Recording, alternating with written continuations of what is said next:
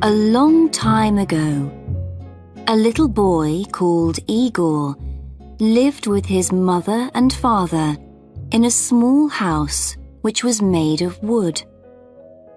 Igor's family was very poor.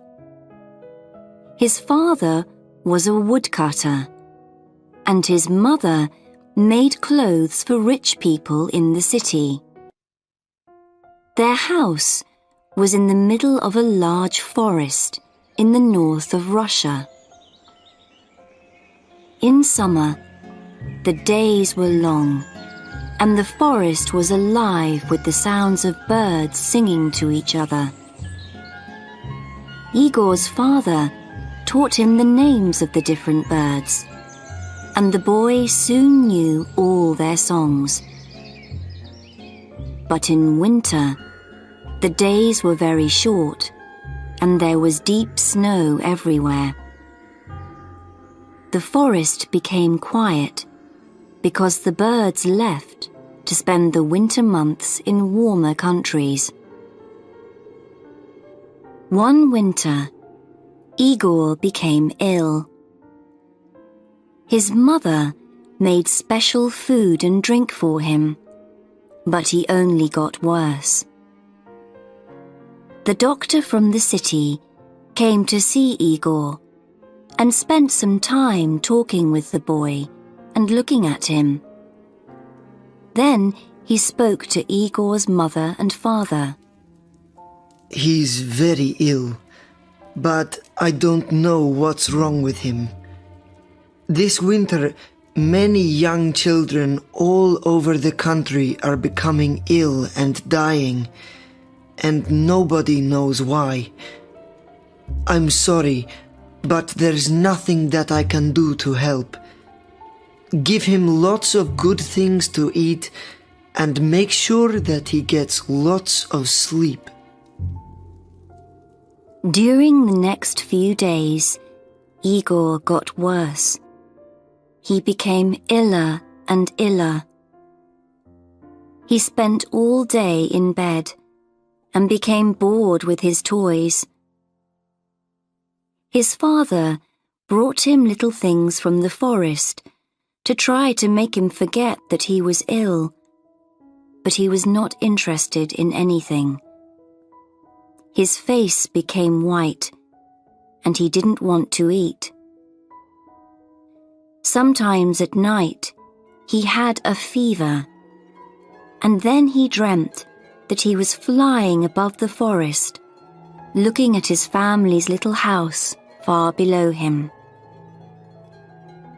One morning, after a very bad night, Igor woke up and found his father looking at him. "Is there anything that you want?" said his father.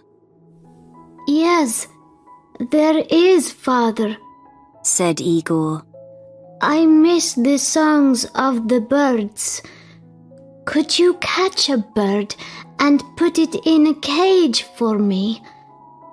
If you put the cage above my bed, I can listen to the birds singing and remember the sounds of the forest."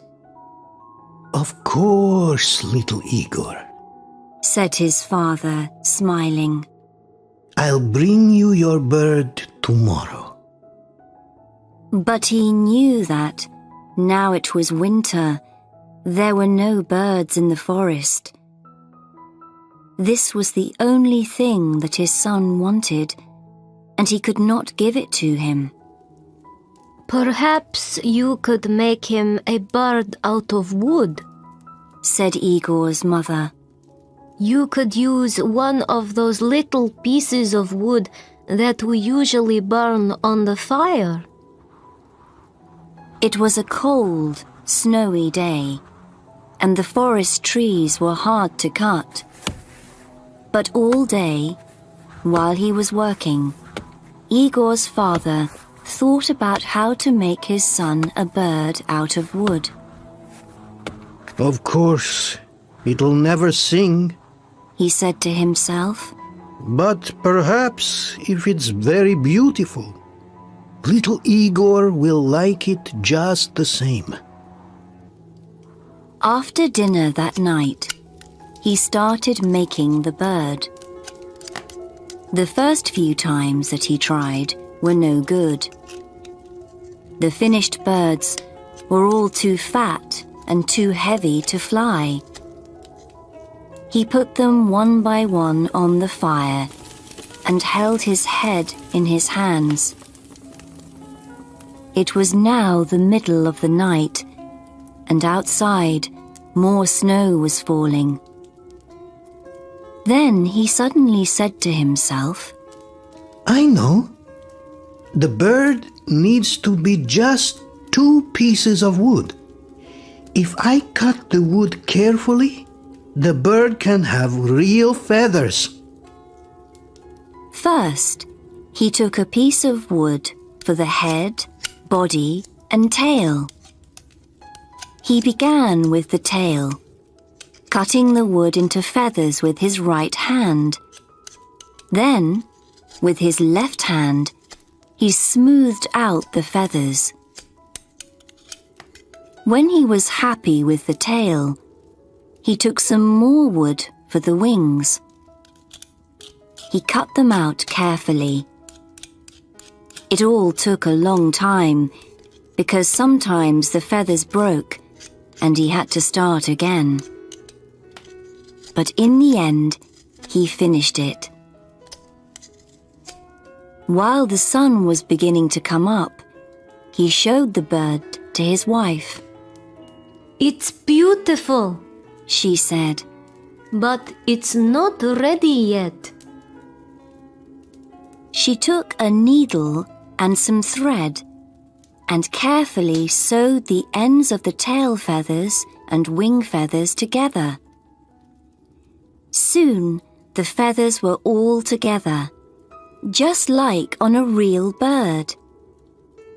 Then she tied a long thread to the middle of the bird's back. This way they could hang it above Igor's bed. They looked at the bird together. Now that it's ready, Said the woodcutter. I'll take it in to little Igor's room. Igor was asleep. Very quietly, the father hung the bird above the boy's bed.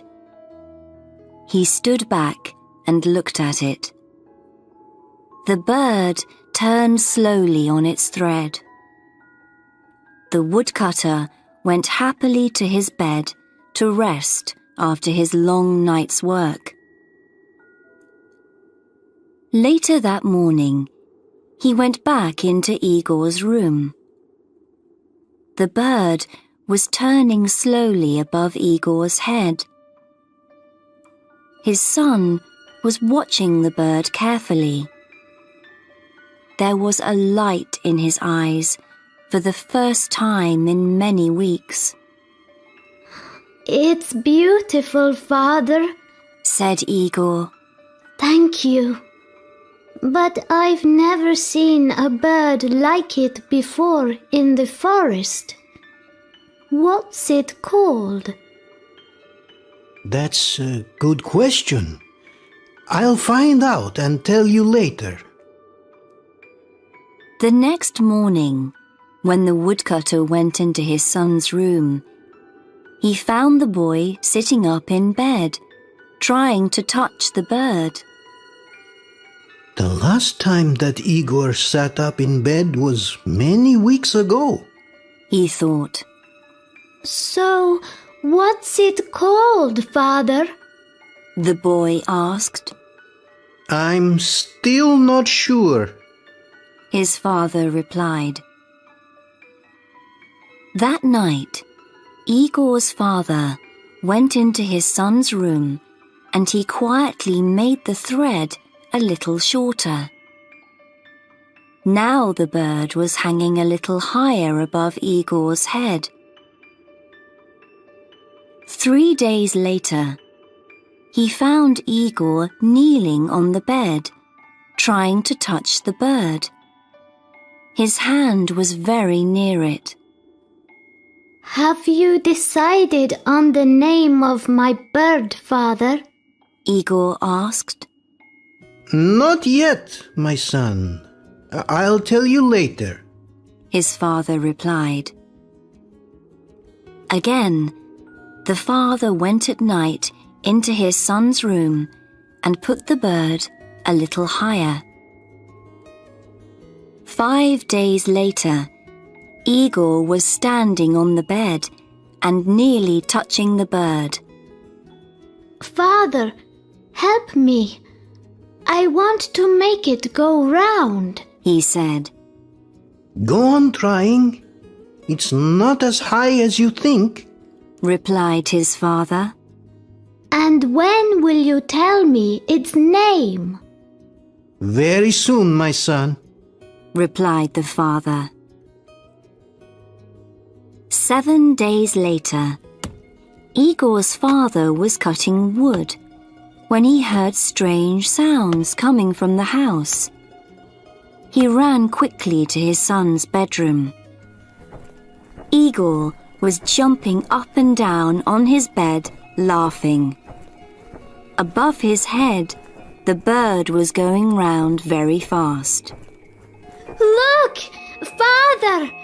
I touched the bird! Shouted Igor happily. Now, please tell me, what's its name?